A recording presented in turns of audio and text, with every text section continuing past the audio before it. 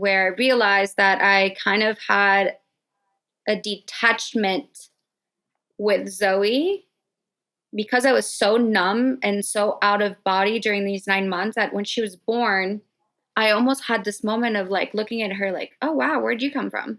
Like, how did you get here? Because it was just so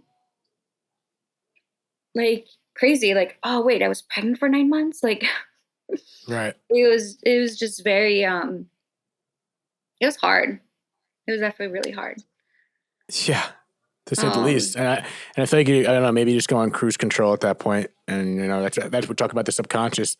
I think our subconscious. I had this amazing guy. I don't know if you know him, but Bruce Lipton on my podcast, and he's always one of those guys that mentions how 95% of us were controlled by our subconscious mind, and that's kind of like the autopilot. I mean, that's what controls our our inners and why we breathe and how these things function without even thought. It's just subconscious mhm. mind controlling this stuff, and I don't know. I feel like we just go on autopilot sometimes. We're still able to function. We're still able to do things. It's like getting in a car and driving somewhere and you zoned Driving. out. And like, yeah, it's like I just drove 2 miles. I'm like, I just missed the exit, but I don't How did remember I get driving. here? But yeah, and then your body can't operate on that autopilot where you're just not consciously thinking about these things. And sometimes I wonder how much of that is a defense mechanism or it's just us, just like you said, where do we go?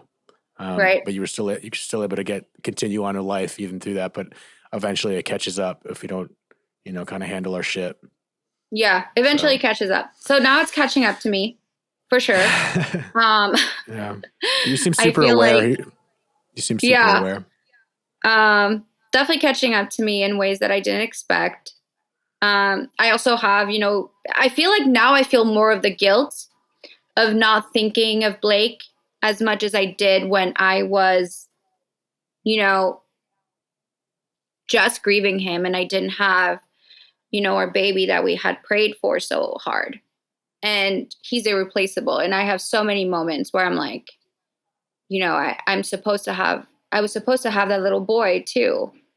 And I really identify as a mother of three, but it just really, there's times where, going back into the newborn days where, when I'm holding Zoe or when she's crying and I'm soothing her or like different things of taking care of her, where I'm so triggered that I'm not taking care of Blake. It's like, oh, I should be doing this for my baby boy. Um, and now I'm really learning to feel okay and safe to get attached to her. Because that comes with a lot of fear too, where it's like, okay, so how do I get attached to you without this immense fear?